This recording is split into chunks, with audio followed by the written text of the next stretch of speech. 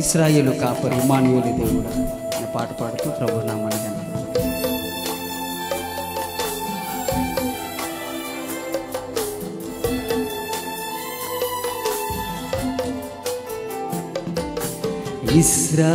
ఇశ్రాయేలు కాపరి ఇమ్మానుయేలు దేవుడా, ఇశ్రాయేలు కాపరి ఇమ్మానుయేలు దేవుడా, కునుకవు నిద్రించవు, కునుకవు నిద్రించవు, కనుపాపవలె కాచితివి,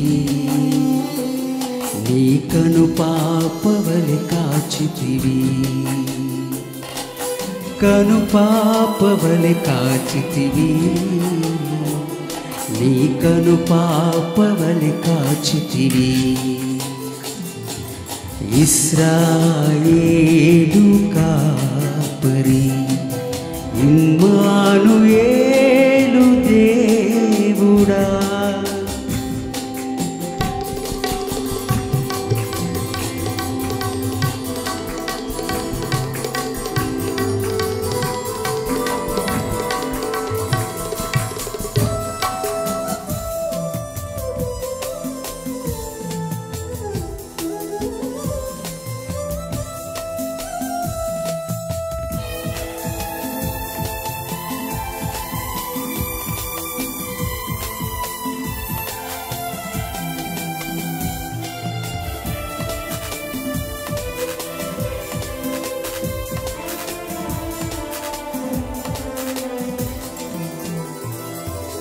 త్రోవ తప్పి తిరిగితివి, మంద నుండి చెదరితివి, త్రోవ తప్పి తిరిగితివి, మంద నుండి చెదరితివి, నన్ను నీవు వీడక వెదకి రక్షించితివి, నన్ను నీవు వీడక వెదకి రక్షించితివి, వెదకి రక్షించితివి, నీ ప్రాణమిచ్చితివి, నీ ప్రాణమిచ్చితివి. ఇశ్రాయేలు కాపరి ఇమ్మానుయేలు దేవుడా, ఇశ్రాయేలు కాపరి ఇమ్మానుయేలు దేవుడా.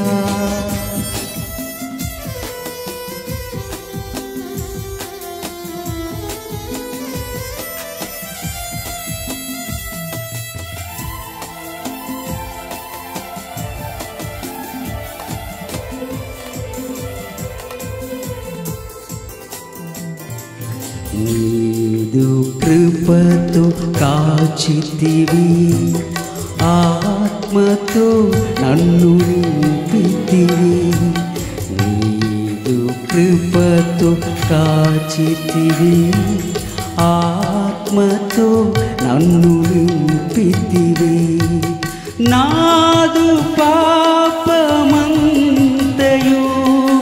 నీవు మోసితివి, నాదు పాపమంతయు నీవు మోసితివి, నీవు మోసితివి, నీ ప్రాణమిచ్చితివి, నీ ప్రాణమిచ్చితివి. ఇశ్రాయేలు కాపరి ఇమ్మానుయేలు దేవుడా, ఇశ్రాయేలు కాపరి ఇమ్మానుయేలు దేవుడా,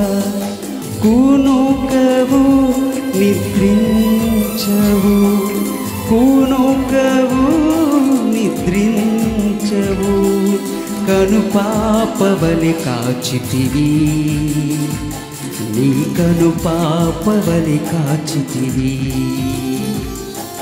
కను పాపవలె కాచితివి, నీ కను పాపవలె కాచితివి.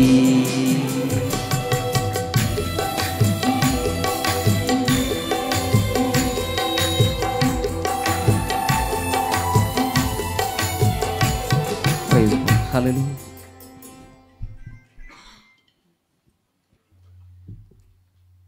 ఎఫ్ మేజర్ 2 ప్రేమ లేని లోకం.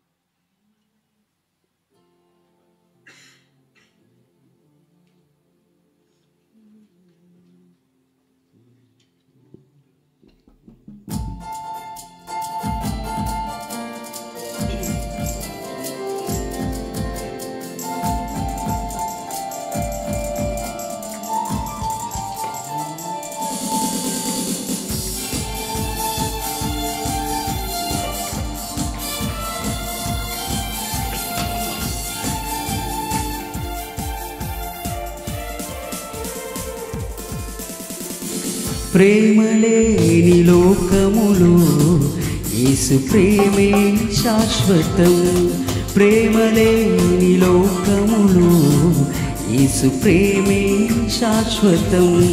కలిమికైనా లేమికైనా యేసు ప్రేమే చాలును, కలిమికైనా లేమికైనా యేసు ప్రేమే చాలును. ప్రేమలేని లోకములో యేసు ప్రేమే శాశ్వతం, ప్రేమలేని లోకములో యేసు ప్రేమే శాశ్వతం.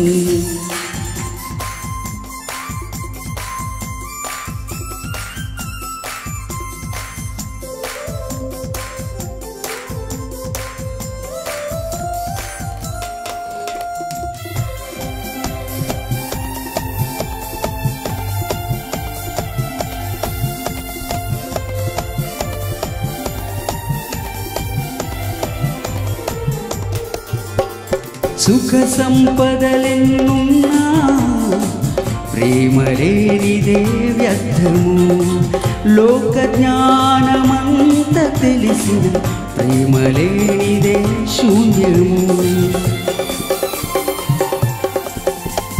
సుఖ సంపదలెన్నున్నా ప్రేమ లేనిదే వ్యర్థము, లోక జ్ఞానమంత తెలిసిన ప్రేమ లేనిదే శూన్యము. అన్నిటికన్నా శ్రేష్టమైనది, అంతము వరకు నిలిచియుండునది ఆ ప్రేమే ఇలా నిజమైనది. ఆ ప్రేమేనా యేసు ప్రేమ, ఆ ప్రేమేల నిజమైనది. ఆ ప్రేమేనా యేసు ప్రేమ, ప్రేమలేని లోకములో యేసు ప్రేమే శాశ్వతం, ప్రేమలేని లోకములో యేసు ప్రేమే శాశ్వతం.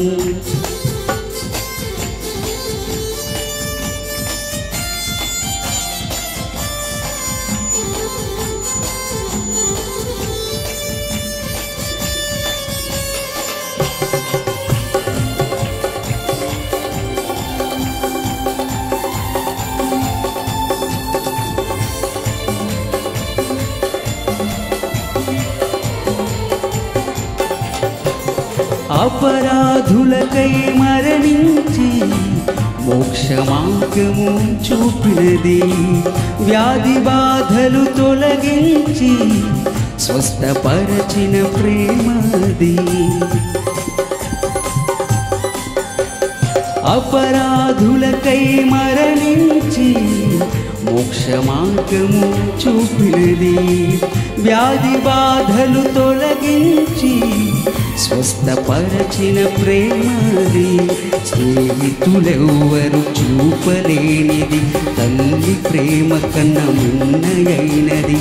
ఆ ప్రేమే ఇలా ఘనమైనది, ఆ ప్రేమేనా యేసు ప్రేమ, ఆ ప్రేమ ఘనమైనది, ఆ ప్రేమేనా యేసు ప్రేమ. ప్రేమ లేని లోకములో యేసు ప్రేమే శాశ్వతం. ప్రేమ లేని లోకములో యేసు ప్రేమే శాశ్వతం. కలిమికైనా లేమికైనా యేసు ప్రేమే చాలును. కలిమికైనా లేమికైనా యేసు ప్రేమే చాలును. ప్రేమ లేని లోకములో యేసు ప్రేమే శాశ్వతం. ప్రేమ లేని లోకములో యేసు ప్రేమే శాశ్వతం. Praise God. హల్లెలూయా.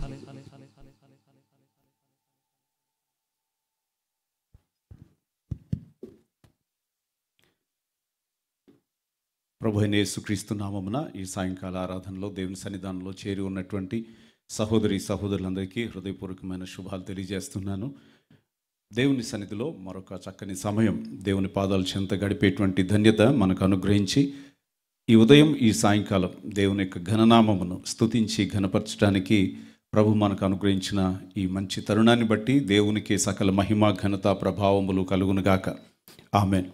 కొంచెం సమయం ముందుకు జరిపినప్పుడు కూడా ఎంతో ఆసక్తిగా దేవుని సన్నిధికి వచ్చినటువంటి మీ అందరిని బట్టి నేను దేవుని ఎంతగానో స్తుతిస్తున్నాను. సంతోషంగా ఉన్నవారిని దేవుని గట్టిగా స్తోత్రం చెప్దాం.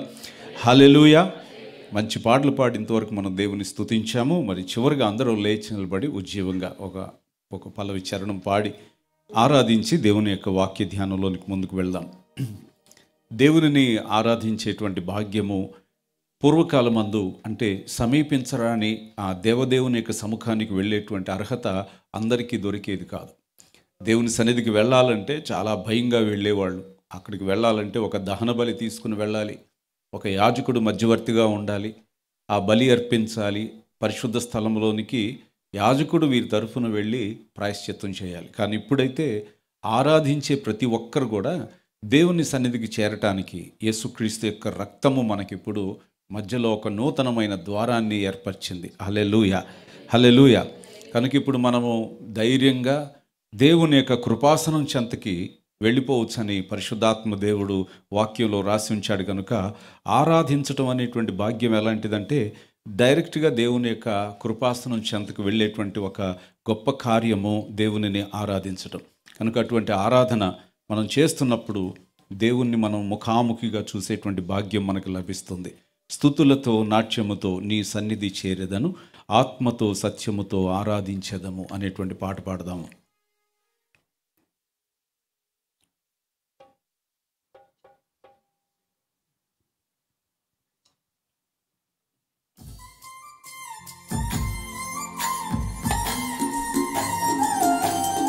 హల్లెలూయా. దేవుని స్తోత్రం.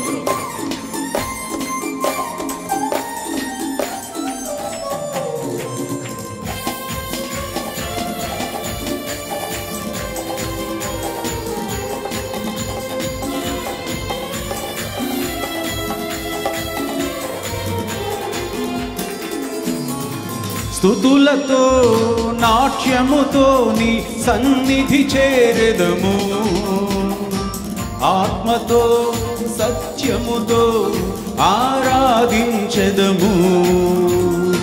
స్తుతులతో నాట్యముతో నీ సన్నిధి చేరెదము, ఆత్మతో సత్యముతో ఆరాధించెదము. లల్లలా లల్లలా లల్లలా లల్లలా లల్లలా లల్లలా లల్లలా లల్లలా లల్లలా లల్లలా లల్లలా లల్లలా.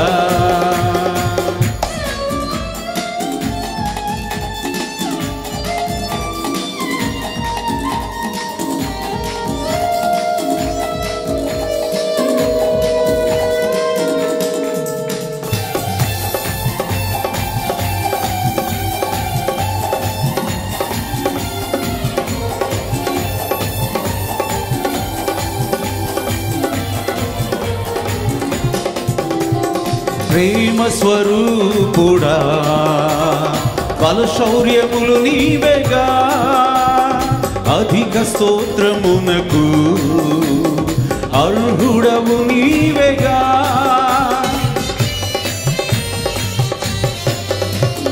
ప్రేమ స్వరూపుడా, బలశౌర్యములు నీవేగా, అధిక స్తోత్రమునకు అర్హుడవు నీవేగా. భూలోకమంతట నీ మహిమా నిండియుండెనుగా, భూలోకమంతట నీ మహిమా నిండియుండెనుగా. లల్లలా లల్లలా లల్లలా లల్లలా లల్లలా లల్లలా లల్లలా లల్లలా లల్లలా లల్లలా లల్లలా లల్లలా.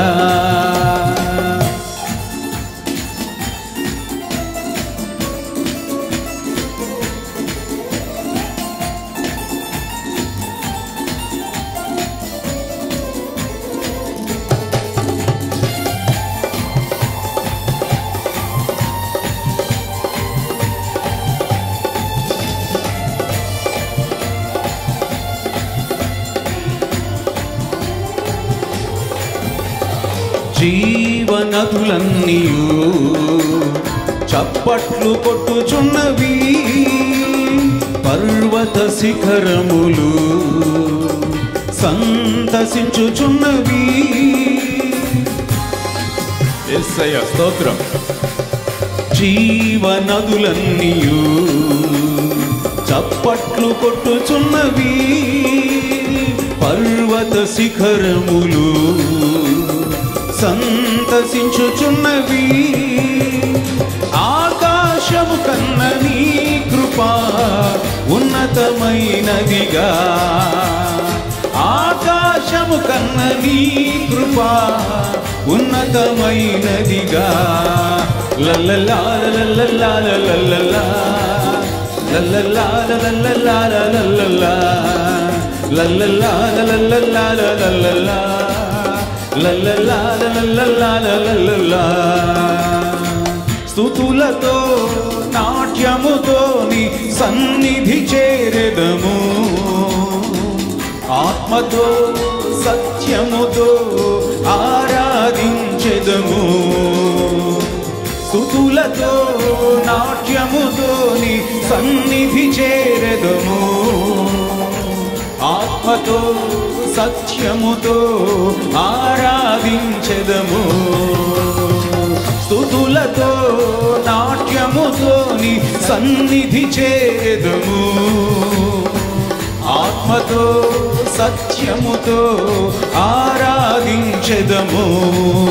లల్లలా లల్లలా లల్లలా లల్లలా లల్లలా లల్లలా లల్లలా లల్లలా లల్లలా లల్లలా లల్లలా లల్లలా లల్లలా లల్లలా లల్లలా లల్లలా లల్లలా లల్లలా.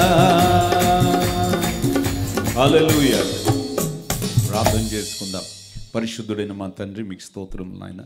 మీరు అనుగ్రహించినటువంటి ఈ పునరుద్ధాన దినమును బట్టి మీకు స్తోత్రములు. గడిచిన వారమంతా మీ రెక్కల చాటున మమ్మల్ని భద్రపరిచి సురక్షితంగా ఉంచి పోషించి మా ప్రతి అవసరాన్ని తీర్చి సజీవ లెక్కలో మమ్మల్ని ఉంచి నాయన, మరి ఈ దినమున ఈ సాయంకాలంలో కూడా ప్రభువా మీ సన్నిధిలో నిలబడటానికి నీ ముఖ దర్శనం చేయటానికి మీరు ఇచ్చిన కృపను బట్టి వేవేల స్తోత్రములు చెల్లిస్తూ ఉన్నాం.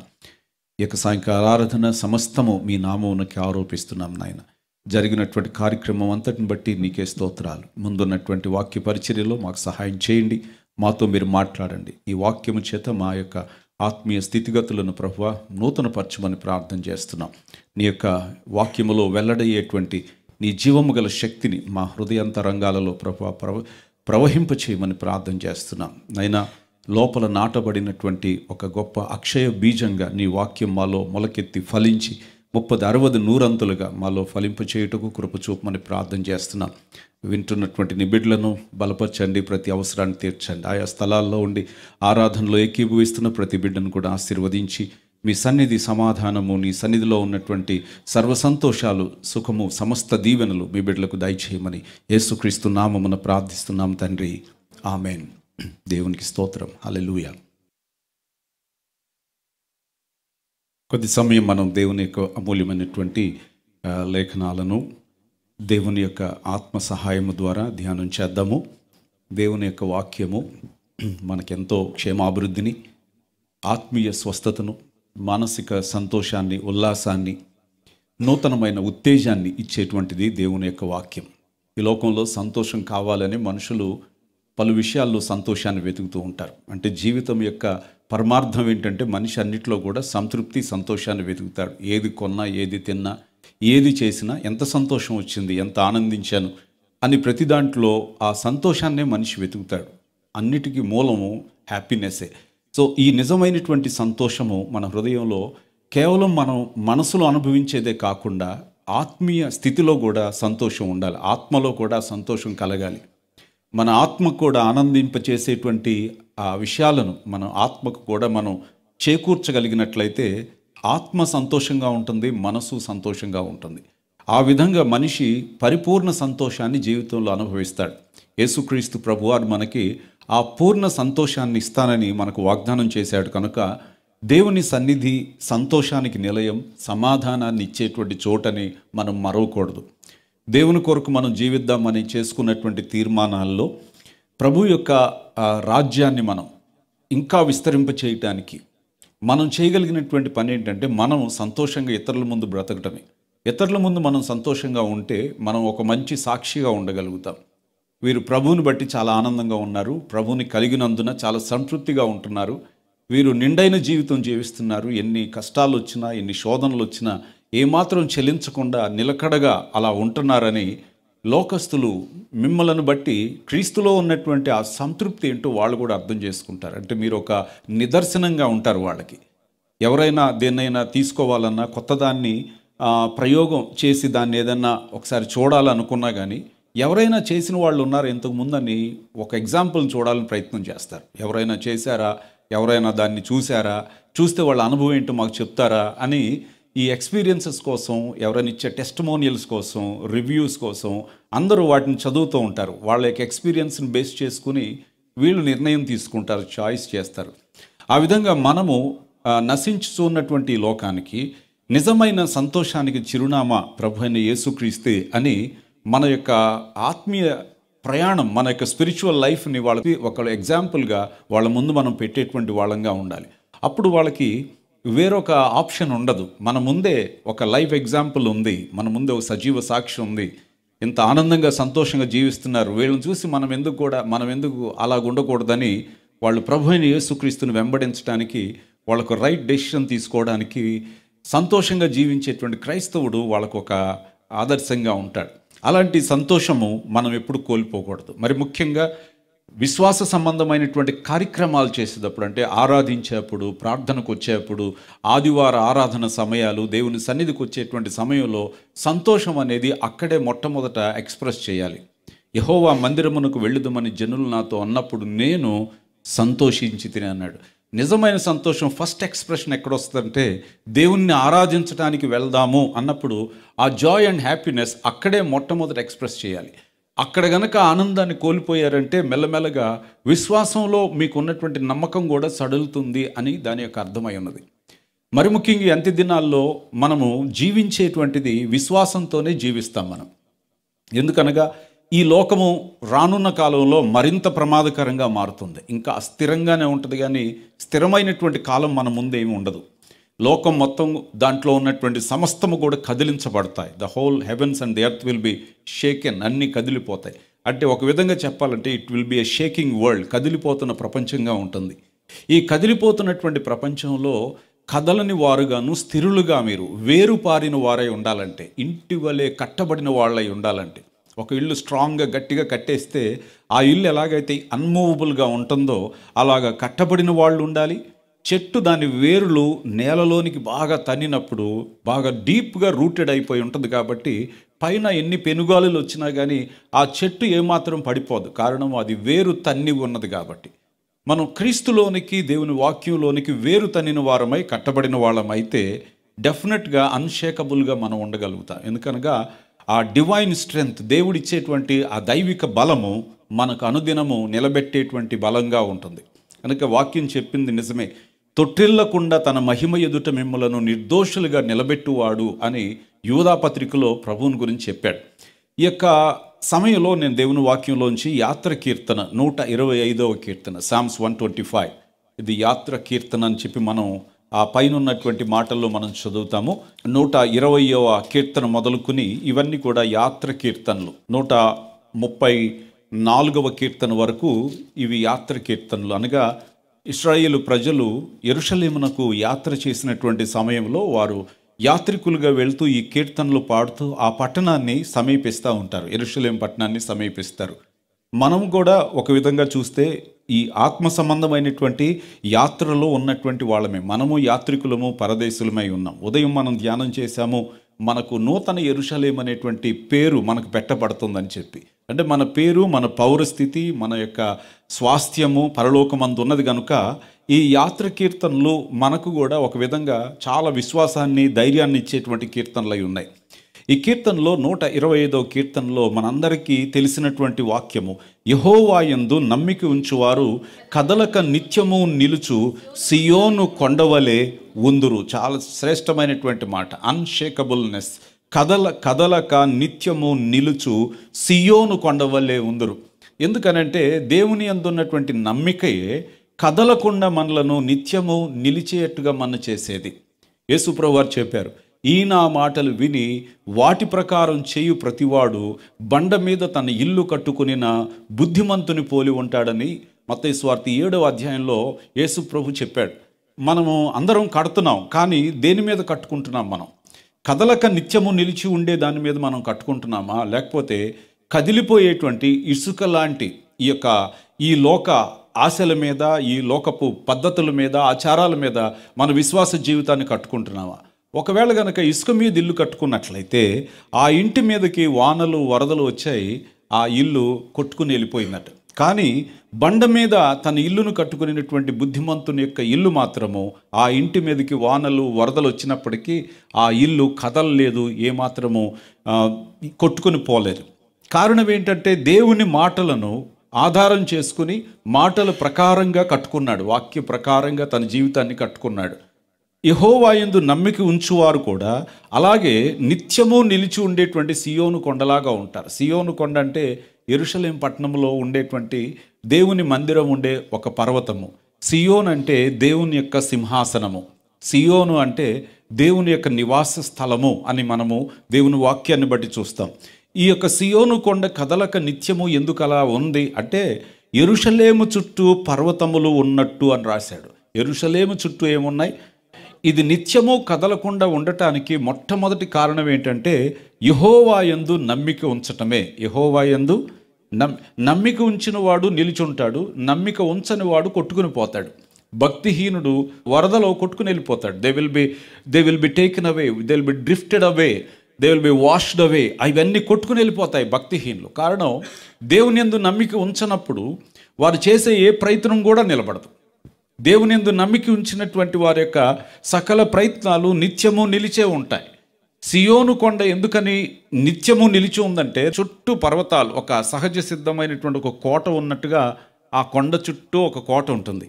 మనం యెరూషలేం చూస్తే ఎలా ఉంటుందంటే దానికి ఎదురుగుండా ఒక కొండ ఉంటుంది, దాని పేరు ఒలీవ కొండ.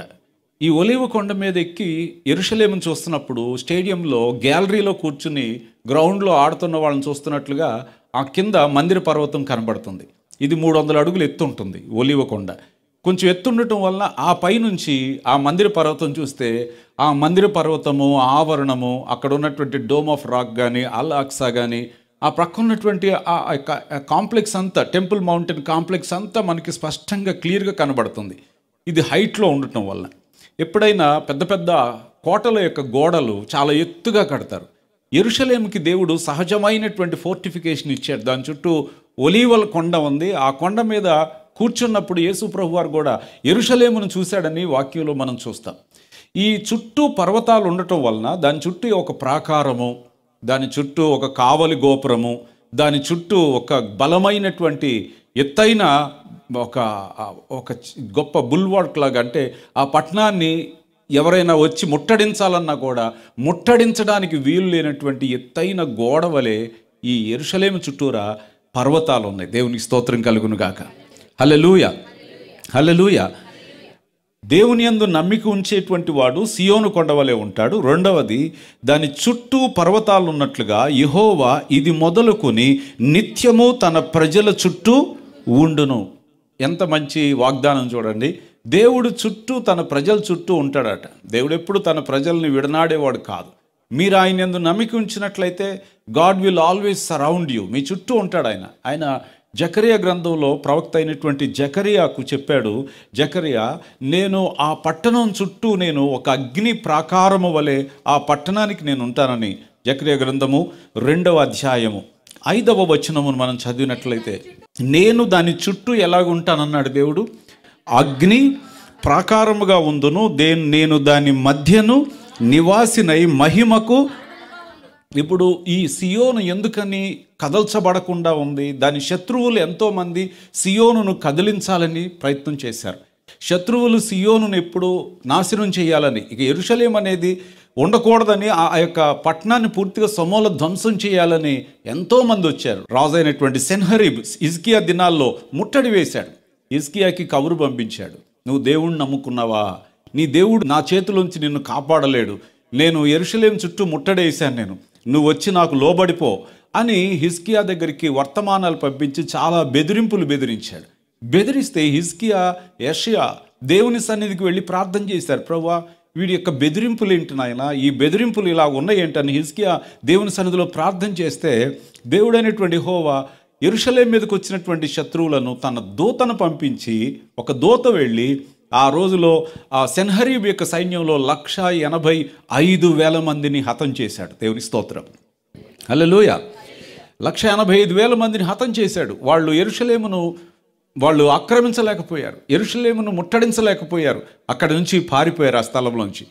దేవుడే ఆ పట్టణం చుట్టూ కావలిగా ఉండి దాన్ని కాపాడుతూ వచ్చాడు. ఇప్పటి వరకు కూడా ప్రపంచ చరిత్రలో యెరూషలేం పట్టణం ఇంకా ప్రపంచ పటంలో మిగిలి ఉండటానికి దాన్ని కావలి కాసింది ఎవరు అంటే ఇశ్రాయేల్ యొక్క సైన్యం కాదు, దాన్ని కావలి కాసింది.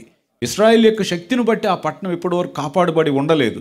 కానీ దేవుడు దావీదుతో చేసిన నిత్య నిబంధన ఏంటంటే, నా నామము నిత్యము ఉండునట్లుగా నేను ఈ పట్టణాన్ని కోరుకున్నాను, యెరూషలేముని కోరుకున్నాను అని దేవుడు చెప్పాడు కనుక ఆయన కోరిక మేరకు ఇప్పటి వరకు కూడా ఆ పట్టణం చుట్టూ ఆయనే ఉండి ఆ పట్టణాన్ని కాపాడుతూ వచ్చాడు.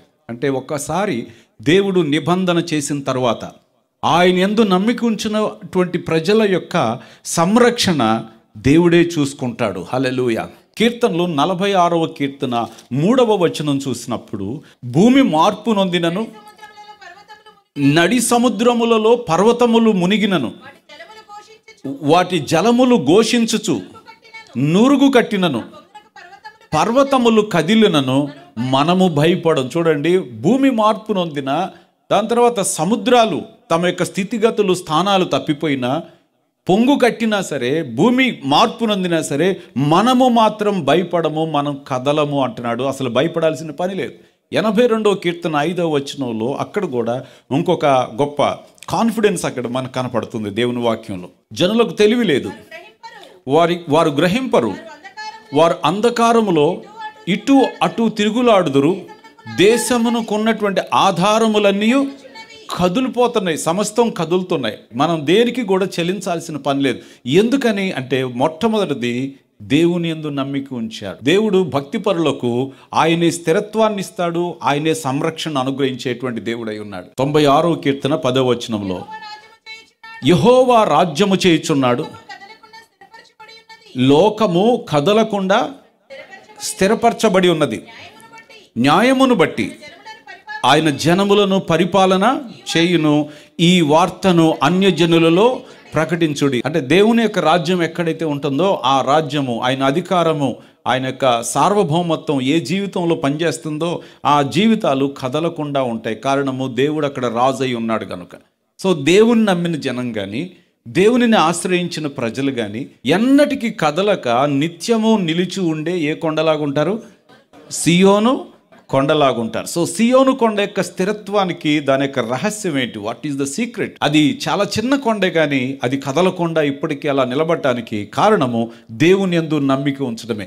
కాబట్టి ప్రియులారా, ఇక్కడ 125వ కీర్తనలో కీర్తనకారుడు భక్తులకు ఒక అభయాన్ని ఈ కీర్తన ద్వారా తెలియచేస్తున్నాడు. ఆ అభయం ఏంటంటే దేవుని యందు నమ్మిక ఉంచినటువంటి వారు ఎల్లప్పుడూ కూడా కదలకుండా ఉండటానికి దేవుని యొక్క వాగ్దానాలే దానికి హేతువై ఉన్నదని చెప్తున్నాడు.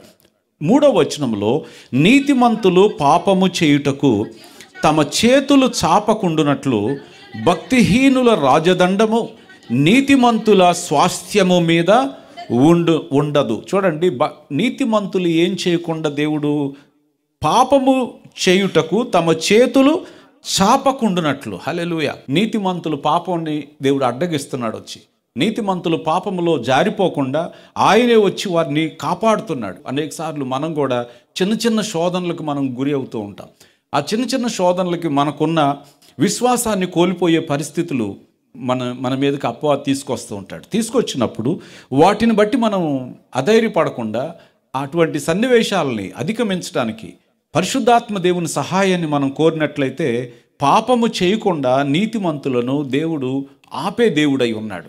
మన జీవితంలో ఎక్కువ దూరం మనం వెళ్ళిపోకుండా, లోకంలో పడిపోకుండా, శరీరాశల్లో పడిపోకుండా, నేత్రాశల్లో పడిపోకుండా, మనలను అంతము వరకు నిర్దోషులుగా నిలబెట్టడానికి ప్రభు ఏం చేస్తాడంటే నీతిమంతుల యొక్క విశ్వాస జీవితాన్ని దేవుడు కాపాడుతాడు. అన్నాడు, నీతిమంతుడు ఇంకనూ నీతిమంతుడిగానే ఉండనేమో, పరిశుద్ధుడిని ఇంకనూ పరిశుద్ధుడిగానే ఉండనిమ్మన్నాడు. ఒకవేళ పరిశుద్ధుడే గనక, నీతిమంతుడే గనక వెనకడుగు వేస్తే, అంటే లోకాన్ని బట్టి కానీ శరీరాశలను బట్టి కానీ వెనకకు తీసినట్లయితే అతను ఇంకా భ్రష్టుడైపోతాడు. భక్తిహీనుడి కంటే ఇంకా భ్రష్టుడైపోతాడు. అంత్యదినాలలో అనేక మంది విశ్వాస భ్రష్టులవుతారని దేవుని యొక్క వాక్యం మనకు స్పష్టంగా తెలియచేస్తుంది. విశ్వాస భ్రష్టత్వం పెరిగే రోజుల్లో మనం ఉన్నాము. దేవుని యందు నమ్మిక ఉంచేటువంటి వాళ్ళు వెనకకు తీయకుండా, వాళ్ళు భ్రష్టులవకుండా ఉండాలని దేవుడు తగినటువంటి ఏర్పాటు వారి జీవితంలో ఆయనే చేస్తూ ఉంటాడు. హల్లెలూయా. వాళ్ళు ఏదో ఒక విధంగా రిస్ట్రెయిన్ చేసి వాళ్ళు పడిపోకుండా వారిని నిలబెట్టేటువంటి దేవుడై ఉన్నాడు. వాళ్ళు కదలకుండా ఉంచుతాడు, పాపం చేయకుండా వాళ్ళని కాపాడుతాడు ఆయన. 4వ వచనంలో యెహోవా మంచి వారికి, దేవునికి స్తోత్రం కలుగునుగాక. హల్లెలూయా. దేవుడు మంచి వారికి ఏం చేస్తాడు? మేలు చేస్తాడు. ఈ పట్టణం ఎందుకు కదలకుండా ఉందంటే ఆయన మేలు చేస్తున్నాడు కాబట్టి. ఆయన వారికి మంచి ఈవులను అనుగ్రహిస్తున్నాడు. దేవుని దగ్గర అంతా మంచే ఉంది. మంచి చేయటం దేవునికి తెలిసినంత ఈ లోకంలో మరెవరికి తెలియదు. ఇది కదలకుండా ఎందుకుంది? ఈ సియోను పర్వతం అంటే మంచి వాళ్లకు సాదృశ్యం ఈ సియోను కొండ. ఒకవేళ మీరు యథార్థవంతులు, నీతిమంతులు, మంచి వాళ్ళైతే మీరు కదలకుండా, పడిపోకుండా, మీరు అస్థిరులు కాకుండా మిమ్మల్ని ఏ విధంగా కాపాడాలో దేవునికి బాగా తెలుసు. మీరు మంచిగా ఉండండి, మీకు మేలు ఎందుకు జరగదో అప్పుడు అడగండి దేవుణ్ణి. తప్పకుండా దేవుడు మేలు చేస్తాడు. మంచివారికి చీకట్లో కూడా దేవుడు వెలుగును పుట్టిస్తాడు. హల్లెలూయా. ఈ లోకమంతా వారికి శత్రువులైనా సరే మంచి వాళ్లకు దేవుడు వారి పక్షంగా ఉంటాడు, నిలబడతాడు. నిలబడి వారి కార్యమును సఫలం చేస్తాడు. వారి వ్యాజ్యాన్ని ఆయనే పోరాడతాడు. వాళ్ళ తరఫున ఆయనే ఉండి వాదిస్తాడు దేవుడు. వారి శత్రువుల ఎదుట ఆయనే యుద్ధం చేసి వారిని తరుముతాడు వారి ఎదుట నుంచి. కారణం దేవుడు మంచి వారికి ఏం చేస్తాడంట? మేలు చేస్తాడు. మంచి ఈవులు కూడా ఆయన దగ్గర ఉన్నాయి. హల్లెలూయా. శ్రేష్టమైన ప్రతి ఈవియు, సంపూర్ణమైన ప్రతి వరమును పరసంబంధమైనదంట. దేవుడు మంచి ఈవులను ఇవ్వగలిగిన దేవుడై ఉన్నాడు. ఆయన మంచివారికి మేలు చేస్తున్నాడు కదా, కాబట్టి మంచి వాళ్ళ కోసం మంచి ఈవులను సిద్ధం చేశాడు ఆయన. మన పిల్లలు మనని అడిగినప్పుడు మన పిల్లలకు మంచివి మనం ఇస్తాం. మన పరలోకపు తండ్రి మనం అడుగు వాటికంటేనూ ఊహించు వాటికంటేనూ అత్యధికంగా చేయుటానికి శక్తిమంతుడైనటువంటి తండ్రి అయి ఉన్నాడు. హల్లెలూయా. హల్లెలూయా. అనగా ఈ సియోను కొండకు దేవుడు మేలు చేస్తున్నాడు. God is doing good for జయోన్. 125 వచనములో ఈ యొక్క కీర్తన రాస్తున్నటువంటి ఆయన మొదట కదలక నిత్యము నిలిచి ఉండే సియోను కొండ గురించి చెప్పిన ఆయన ఇక్కడ ఇంకొక రకమైనటువంటి ప్రజలు, ఒక వర్గం గురించి మాట్లాడుతున్నాడు. తమ వంకర త్రోవలకు తొలగిపోవు వారిని, పాపము చేయు వారితో కూడా యెహోవా కొనిపోవును. చూడండి, స్థిరంగా ఉండేవాళ్ళు కొందరు ఉంటారు, కదలక నిత్యము నిలిచే ఉండేవాళ్ళు ఉంటారు. ఆ తర్వాత దేవుణ్ణి తమ చుట్టూ కలిగిన వారు కొందరు ఉంటారు. అయితే ఇంకొందరు తమ వంకరి త్రోవలకు తొలగిపోయేటువంటి వారు. నీతిమంతుడేమో కదలక నిత్యము ఉంటాడు. నీతిమంతుడు సింహము వలె ఎలాగుంటాడు? ధైర్యంగా ఉంటాడు. కానీ భక్తిహీనుడు అలాగుండడట. మొదటి కీర్తనలో చెప్పాడు. భక్తిహీనుడు అలాగుండక గాలికి చెదరగొట్టు పొట్టువలే ఉంటాడు. భక్తిహీనుడికి స్థిరత్వం ఉండదు. ఎందుకంటే భక్తి అతనికి వెక్కసమైంది కాబట్టి, భక్తి మార్గాలు అతనికి నచ్చవు కాబట్టి అతను ఏ పని చేసినా కూడా ఆ పనిలో స్థిరత్వం కనిపించదు. యాకోబు గారు అంటాడు, సందేహంతో ఉండేటువంటి వాడు ప్రతి విషయంలో కూడా అస్థిరుడుగానే ఉంటాడట. సో ద్విమనస్కుడు, సందేహంతో జీవించేటువంటి ఏ మనిషి కూడా స్థిరత్వాన్ని జీవితంలో చూడలేడు. కానీ ఇక్కడ నీతిమంతుడైతే కదలకుండా ఉంటాడు, భక్తిహీనుడైతే తన త్రోవల్లో ఎప్పుడు తొలగిపోతూ ఉంటాడు. కొంతకాలం తర్వాత ఈ లోకంలో మనకి ఎవరు కనపడరు తెలుసా అండి? భక్తిహీనులు అనేవారు కనపడరు. మిగిలేవారు ఇంకెవరు ఉంటారు అంటే, అంతము వరకు దేవునిలో నిలిచి ఉండి నిలకడగా ఉండేటువంటి, దేవుని యందు భయభక్తులు కలిగి దేవుని యందు నమ్మిక ఉంచినటువంటి వారు మాత్రమే ఈ లోకంలో కొద్ది కాలం తర్వాత మిగిలి ఉంటారు. వారినే శేషము అని మనం దేవుని వాక్యంలో చదువుతాం. హల్లెలూయా. ఫెయిత్ఫుల్ రెమనెంట్ అంటే నమ్మకమైనటువంటి శేషం మాత్రం మిగిలి ఉంటుంది. ఇశ్రాయేలు ప్రజల్లో కూడా మీరు చూస్తే దేవుడు వాళ్ళని అన్ని దేశాలకి చెదరగొట్టేశాడు. చాలా దేశాలకు చెదరగొట్టబడ్డారు. చెదరగొట్టబడినటువంటి వాళ్ళలో కూడా ఎక్కువ మంది దేవుని తీర్పులకు నశించిన వారు ఎవరంటే, దేవునికి లోబడినటువంటి ఇశ్రాయేలీలే నశించిపోయారు. దేవుని యందు భయభక్తులు కలిగినటువంటి, విశ్వాసం కలిగిన శేషం మాత్రం ఎప్పుడు దేవుడు కాపాడుతూనే వచ్చాడు. ఉదాహరణకి బబులోను దేశానికి వాళ్ళు చెదరగొట్టబడ్డారు. చెదరగొట్టబడితే ఆ బబులోను దేశంలో అనేక మంది యూదులు బబులోను యొక్క పాపములో కలిసిపోయారు, ఏకమైపోయారు. కానీ దానియేలు, షడ్రకు, మెషకు, అబెద్నెగోలు వాళ్ళు మాత్రం దేవుని యందు నమ్మిక ఉంచారు. They believed in God. వాళ్ళు అన్నారు, మా దేవుని తప్ప మేము ఎవరికి నమస్కారము చేయమని చాలా నిక్కచ్చిగా రాజు ఎదుట ధైర్యంగా సాక్ష్యం చెప్పగలిగారు. కాబట్టి ఆ బబులోను దేశంలో దేవుడు వారిని ఎంత అద్భుతంగా కాపాడాడంటే, ఆ దేశంలో ఎవరికి లేనటువంటి ఘనత దానియేలుకి, షడ్రక్కుకి, మేషకి, అబెద్నెగోలకి దేవుడు అనుగ్రహించాడు. చూడండి, నీతిమంతులను దేవుడు ప్రిజర్వ్ చేస్తాడు. ఎవరు అంటే, భక్తి కలిగినటువంటి శేషము ఎప్పుడు దేవుని చేత కాపాడబడుతుంది. మలాకీ గ్రంథంలో మలాకీ దానిని ఒక కాంట్రాస్టింగ్ వేలో చూపించాడు. వాళ్ళకి వీళ్ళకి జరిగేటువంటి పరిస్థితుల యొక్క తేడాని చాలా విపులంగా మలాకీ గ్రంథంలో మలాకీ మాట్లాడుతున్నాడు. 3వ అధ్యాయము 16వ వచనములో ఈ విధంగా చెప్తున్నాడు, అప్పుడు యెహోవా యందు భయభక్తులు గలవారు ఒకరితో ఒకరు మాట్లాడుకొనుచుండగా యెహోవా చెవియొగ్గి ఆలకించును. మరియు యెహోవా యందు భయభక్తులు కలిగి ఆయన నామమును స్మరించుచూ ఉండు వారికి జ్ఞాపకార్థంగా ఒక గ్రంథము ఆయన సముఖమందు వ్రాయబడెను. నేను నియమింపబోవు దినము రాగా వారు నా వారై నా స్వకీయ సంపాద్యమై ఉందురు. తండ్రి తన్ను సేవించు కుమారుని కనికరించినట్లు నేను వారిని కనికరింతునని సైన్యములకు అధిపతి యొగు యెహోవా సెలవిచ్చుచున్నాడు. దేవుడు ఎంత కేర్ఫుల్గా, ఎంత కన్సర్న్తో తన యందు భయభక్తులు గల వారి పట్ల దేవుడు ఎంత శ్రద్ధ కలిగి ఉన్నాడు చూసారా? ప్రతి చిన్న విషయాన్ని కూడా ఆయన గమనిస్తున్నాడు. God is watching carefully about those who are so faithful to him. ఆయనకి నమ్మకంగా సేవ చేసేవాళ్ళంటే దేవునికి చాలా ఇష్టం. ఇప్పుడు మనందరం ఇక్కడ దేవుని సన్నిధిలో చేరి దేవుని గురించి ధ్యానం చేస్తున్నాము. మన ఆలోచనలు, మన హృదయ తలంపులన్నిటినీ దేవుడు ఆకాశం నుండి మన హృదయాలను ఏం చేస్తున్నాడు? ఆయన పరిశీలన చేస్తున్నాడు. మన సంభాషణలను ఆయన వింటున్నాడు. ఒకరితో ఒకరు మాట్లాడినప్పుడు ఏం మాట్లాడుకుంటున్నారు నా గురించి అని ఆయన చెవియొగ్గి ఆలకిస్తున్నాడు. ఎందుకంటే దేవునికి అంత కన్సర్న్ ఉంది మన గురించి. అంతేకాదు, వారి గురించి ఆయన జ్ఞాపకార్థంగా ఒక గ్రంథమును ఆయన సముఖమునందు రాస్తున్నాడంట. హల్లెలూయా. మన గురించి ఎవరైనా పుస్తకం రాస్తారా? గొప్ప విషయాలు సాధించిన వాళ్ళు ఉంటే వాళ్ళ కెరియర్ అయిపోయిన తర్వాత వాళ్ళ మీద పుస్తకాలు రాస్తారు. కానీ ఆఫ్టర్ ఆల్ మనం ఎవరు? మనుషుల దృష్టిలో మనం ఎన్నికలేనటువంటి వాళ్ళు. నీతిమంతులు దేవుని దృష్టిలో చాలా విలువైన వారుగా ఎంచబడి ఉన్నారు.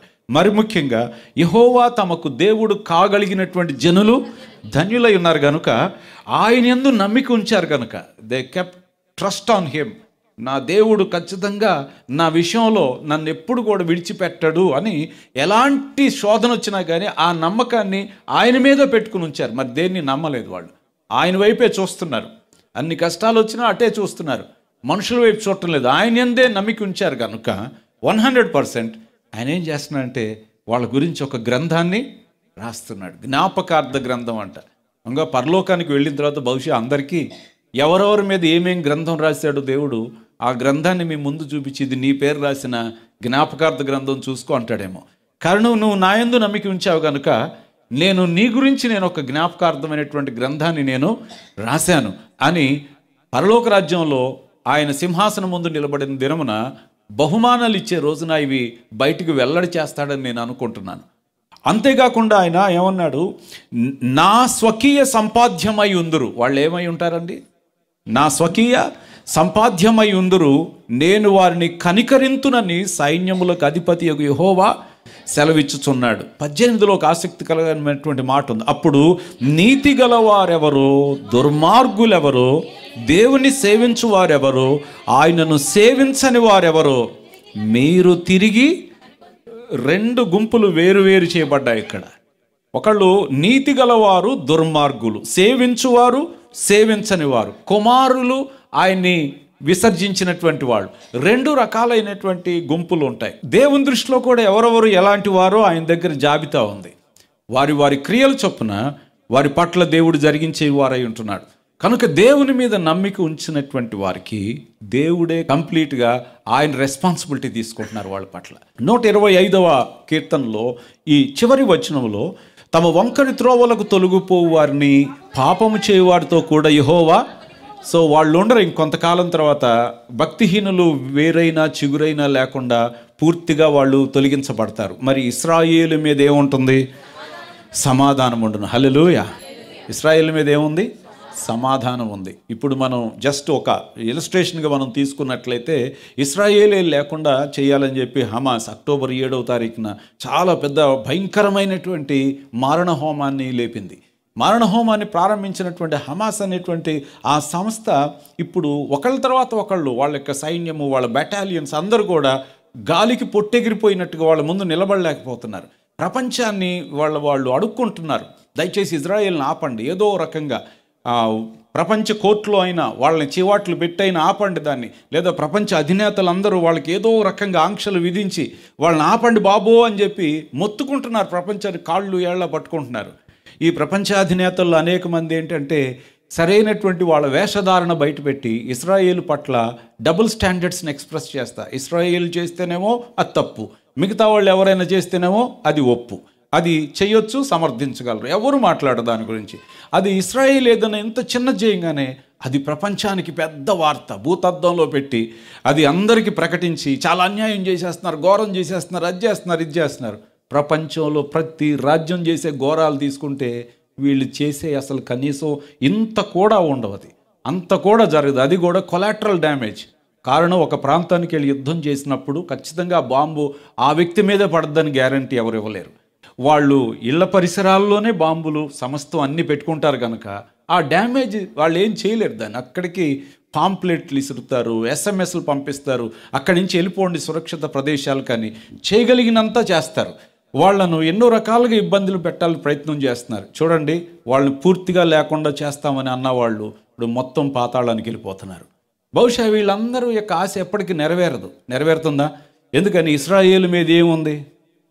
సమాధానం ఉంది. చివరికి దేవుని సంఘాన్ని కూడా సర్వనాశనం చేయాలని ఈ లోకం మొత్తం ఒకటై నిలబడి ఉంటుంది, కానీ సంఘాన్ని ఏ మాత్రం కూడా కదిలించలేరు. కారణము, ప్రభువైన యేసుక్రీస్తు దాని చుట్టూ ఉంటాడు కనుక. హల్లెలూయా, హల్లెలూయా.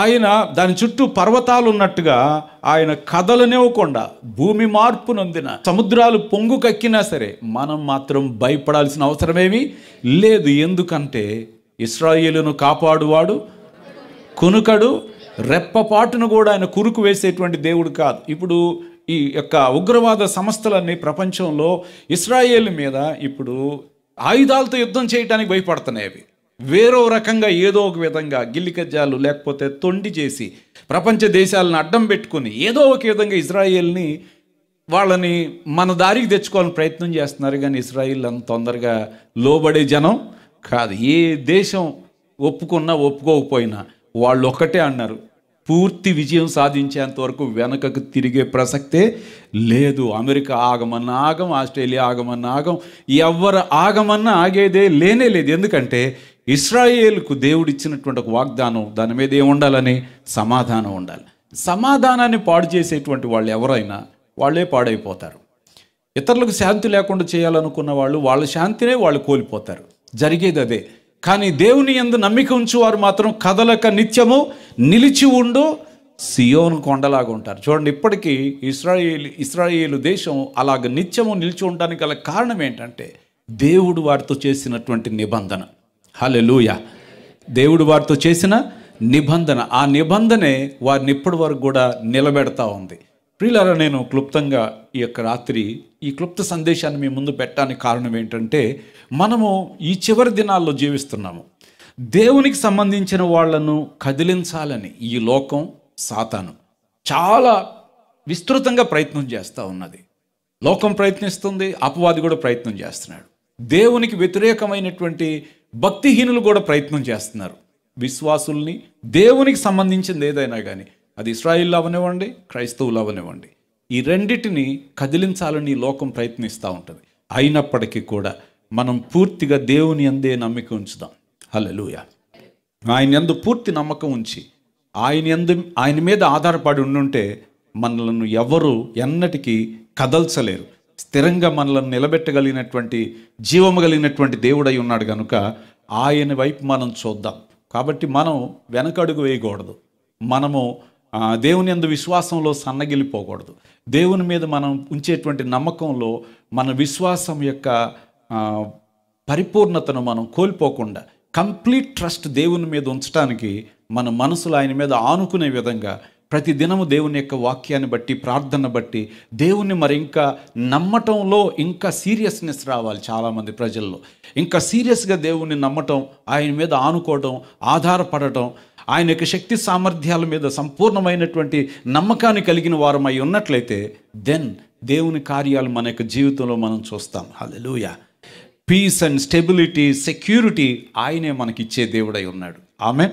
సియోను కొండకి మొట్టమొదటి స్టెబిలిటీ ఉంది, రెండవది దానికి సెక్యూరిటీ ఉంది, మూడవది దానికి శాంక్టిటీ ఉంది. ఏముందండి అంటే పాపము చేయకుండా దేవుడు నీతిమంతులు చేతులు చాపకుండున్నట్లు పాపం చేయకుండా వాళ్ళని శాంక్టిఫై చేస్తున్నాడు.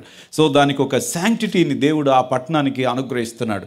దాని తర్వాత దేవుడు ఆ పట్టణానికి కావలసినటువంటి సప్లై చేస్తున్నాడు. ఆయన ప్రతిదీ కావలసిన ఈవులను ఆయన ప్రతి విషయంలో ఆయన అనుగ్రహించేటువంటి దేవుడుగా ఉన్నాడు. మంచి వారికి ఏం చేస్తున్నాడు? ఆయన మేలు చేసేటువంటి దేవుడు. He supplying goodness to the city of God. దేవుని పట్టణానికి ఇస్తున్నాడు.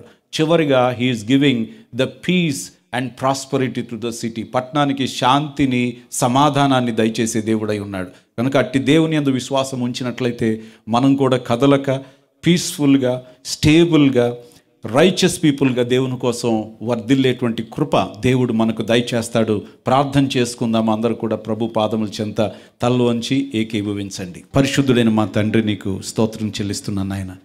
ఇక రాత్రి ప్రభువా 125వ కీర్తనను మేము ధ్యానించినప్పుడు మాకు తెలియచేసినటువంటి అమూల్యమైన విషయాలు బట్టి నీకు స్తోత్రములు నాయన. ఈ లోక ప్రజలు వంకర త్రోవలకు తొలగిపోయేటువంటి భక్తిహీనులు, ఈ లోకంలో ఉన్న ప్రతిదీ నమ్మి అవి శాశ్వతమని వాటి మీద ఆధారపడుతున్నారు.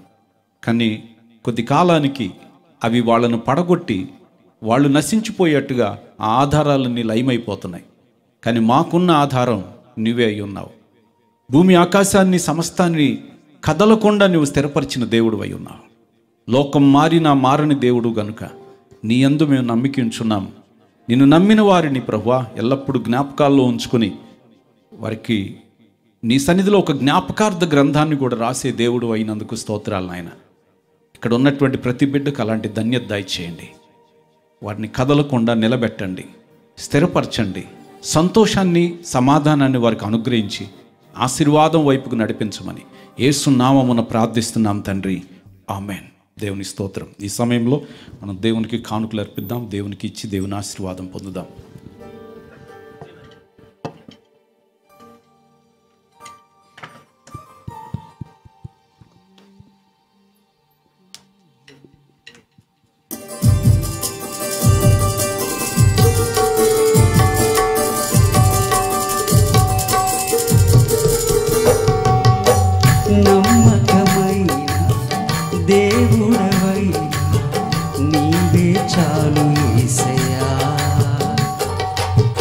నమ్మకమైన దేవుడవైనా నీవే చాలు యేసయ్యా. నేనేమైనా ఏ స్థితిలో ఉన్నా, నేనేమైనా ఏ స్థితిలో ఉన్నా, ఇంకేమి కోరుకోనయ్యా, ఇంకేమి కోరుకోనయ్యా. నమ్మకమైన దేవుడవైనా నీవే చాలు యేసయ్యా. నమ్మకమైన దేవుడవైనా నీవే చాలు యేసయ్యా.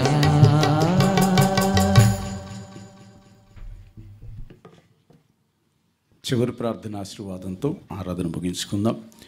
కృపగల మా తండ్రి, మహోన్నతుడానికి వందనాలు చెల్లిస్తున్నాము. ఈ పరిశుద్ధ దినమున సాయంకాల ఆరాధనలో మీ యొక్క సన్నిధి, మీ సముఖం మాతో ఉంచి నీ యొక్క స్వరం మరొకసారి వినేటువంటి కృపనిచ్చినందుకు స్తోత్రాలు చెల్లిస్తున్నాం. నాయన, ఈ లోకంలో మా యొక్క స్థిరత్వం ఎక్కడుందంటే మీ వద్దే ఉంది ప్రభువా. నీ సన్నిధే మాకు ఆధారం కనుక ఇక్కడ చేరిన ప్రతి బిడ్డను ప్రభువా జ్ఞాపకం చేసుకోండి. నీ మాటలు విని తిరిగి వెళ్తుండగా మీ సన్నిధి వారికి తోడుగా ఇచ్చి నడిపించమని ప్రార్థన చేస్తున్నాం. వారి చుట్టూ మీ యొక్క కాపుదల వారికి ఉంచండి ప్రభువా. నేను వారికి అగ్ని ప్రాకారమునై ఉంటాను, వారి మధ్యలో నేను ఉంటానని నీవు సెలవిచ్చారు. సియోను వాసినై ఉంటానని నీవు చెప్పావు ప్రభువా. నీవు మా మధ్యలో, మా యొక్క కుటుంబాల్లో, మా సమాజంలో మాతో పాటు వసించాలని మిమ్మల్ని ప్రార్థిస్తున్నాం. కృప చూపండి. ప్రతి ఇంటిలో మీ యొక్క కాపుదల, మీ యొక్క అనుగ్రహము, మీ యొక్క ముఖకాంతి ప్రతి కుటుంబంలో నేను ఉంచమని వేడుకుంటున్నాను. ఈ లోకంలో ఎదురయ్యేటువంటి సమస్యలు, శోధనలు బట్టి ఏ మాత్రం వెనుదీయకుండా ప్రభువా ముందుకు సాగిపోయేటువంటి విశ్వాసములో బలవంతులుగా వారిని రూపాంతరపరచమని ప్రార్థన చేస్తున్నాం. దుష్టుని వారి పాదముల కింద చితక దొక్కించండి. సమాధానకర్త అయిన దేవుడుగా మీరు వారి తోడుగా ఉండమని ప్రార్థన చేస్తున్నాం. ఈ రాత్రి శుభములు, మీ దీవెనలు ప్రతి బిడ్డకు దయచేయండి. మరొకసారి మీ సన్నిధానంలో మీ అందరూ కలుసుకునేంత వరకు మీ కృపగల హస్తాల్లో మీ బిడ్డలను ఎత్తి పట్టుకుని బలపరచమని అతి త్వరలో మేఘారుడై రానున్న యేసు నామముని మనవులు వేడుకుని ప్రార్థిస్తున్నాం తండ్రి. ఆమేన్. యేసు రక్తమే చేయం, శిలువ రక్తమే చేయం. యేసు నామమునకు సంపూర్ణ విజయం కలుగును గాక. ఆమేన్. మన తండ్రి అయిన దేవుని యొక్క ప్రేమ, మన ప్రభు అయిన యేసుక్రీస్తు కృప, పరిశుద్ధాత్మ దేవుని అన్యోన్య సహవాసము, సన్నిధి మనందరికీ ఆయన రాకడవచ్చు పర్యంతము సదాకాలము తోడై ఉండి నడిపించును గాక. ఆమేన్. అందరికీ ప్రభునామమున వందనాలు. షాలోమ్. God bless you.